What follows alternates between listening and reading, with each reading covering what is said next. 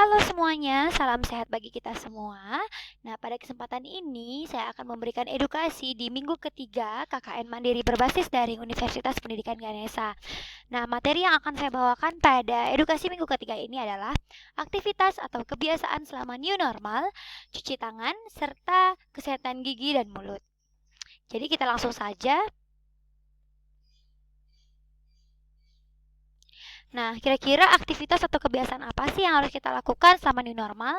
Yang pertama, tentunya kita harus wajib pakai masker, baik masker medis ataupun masker yang berbahan kain. Selanjutnya juga kita harus tetap menjaga jarak dengan orang-orang sekitar, yaitu 1 sampai 2 meter.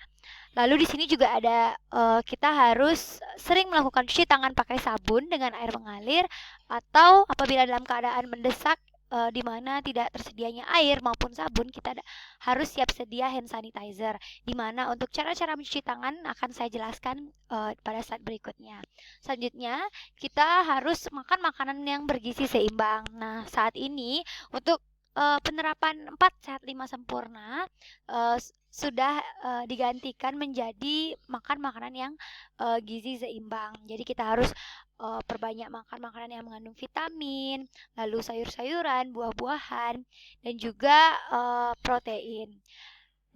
Selanjutnya di sini jangan lupa untuk tetap rajin berolahraga. Jadi olahraga yang dilakukan itu tidak hanya harus keluar rumah, namun dapat juga dilakukan di areal rumah saja. Dan jangan lupa juga untuk istirahat yang cukup, di mana minimal 6 jam per harinya. Selanjutnya yaitu kebiasaan baru yang harus kita terapkan selama new normal dan seterusnya, yaitu apabila kita bertemu orang atau kerabat di jalan, saat ini kita tidak perlu untuk berjabat tangan, cukup say hello aja, tidak bersalaman dulu seperti itu.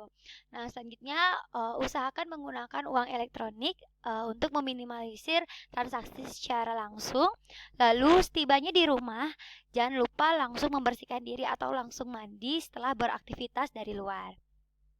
Nah, bagaimana sih cara melakukan cuci tangan dengan sabun menggunakan air mengalir? Jadi di sini ada 6 langkah di mana kita dapat lakukan selama 60 detik.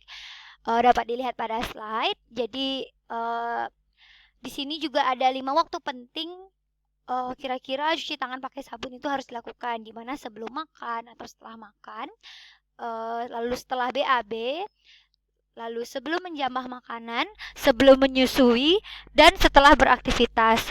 Nah, jadi berikut di sini akan saya tayangkan video mengenai cara mencuci tangan.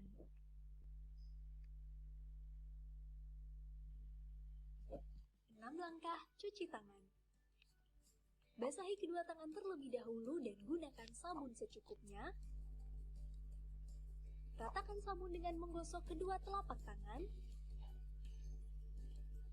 Gosok kedua punggung tangan secara bergantian. Gosok sela-sela jari tangan. Gosok bagian dalam jari dengan posisi jari tangan saling mengunci. Gosok dan putar ibu jari bergantian. Gosok memutar ujung jari tangan secara bergantian.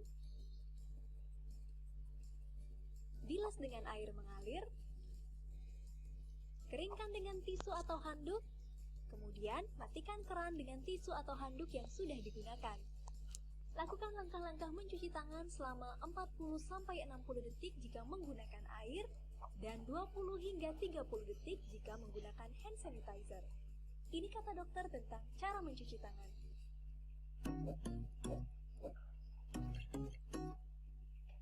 Hai, terima kasih sudah menyaksikan video ini. Jangan lupa like, share, dan subscribe.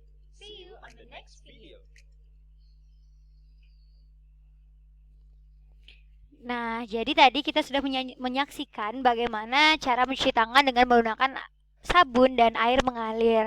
Di mana dapat saya simpulkan apabila kita menggunakan air dan sabun itu dapat dilakukan selama 60 detik. Jadi 10 detik tiap langkahnya karena ada 6 langkah. Dan juga apabila kita menggunakan hand sanitizer, kita dapat melakukan cuci tangan selama 20 detik saja. Nah, selanjutnya di sini ada 5 tips bagaimana cara merawat kesehatan gigi. Tentunya yang pertama, sikat gigi itu minimal 2 kali sehari. Jadi sebelum pagi pada saat mandi pagi dan juga pada saat sebelum tidur itu minimalnya. Nah, selanjutnya itu memakai benang gigi atau sikat interdental. Jadi bagi kakak-kakak yang memiliki gigi mungkin kurang rata, itu kita dapat menggunakan kawat gigi, dan biasanya untuk menggosok giginya dapat menggunakan sikat yang interdental. Jadi sampai ke sela-sela gigi itu dapat dijangkau. Nah, selanjutnya di sini mencegah makanan yang manis dan memperbanyak konsumsi air putih. Karena makanan manis itu juga akan mengundang plak-plak pada gigi yang biasa kita lihat seperti warna kekuningan, dan bahkan apabila didiamkan atau tidak diberikan penata laksanaan itu akan menyebabkan gigi kita menjadi hitam. Nah, selanjutnya yaitu memakai obat kumur sesuai rekomendasi dari dokter. Nah, karena obat kumur ini juga membantu membersihkan kotoran-kotoran gigi yang berada di sela-sela dari gigi kita sendiri. Yang terakhir yaitu hindari merokok, karena merokok sendiri terdapat kandungan yang dapat membuat gigi kita menjadi coklat. Bahkan seperti tadi, apabila tidak diberikan penata laksanaannya, maka akan menyebabkan gigi kita menjadi hitam. Nah, lalu di sini saya akan memberikan info yang saat ini sedang hits. Apakah termogan itu dapat merusak otak?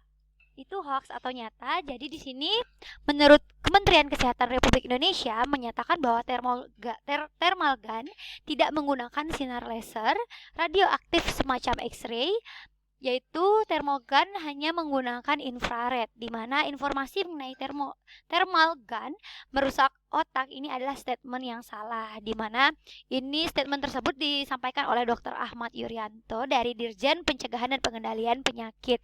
Jadi di sini dapat saya simpulkan bahwa thermal gun sendiri itu tidak merusak otak ya kakak-kakak, karena di situ alatnya tidak menggunakan sinar laser seperti radioaktif pada X-ray.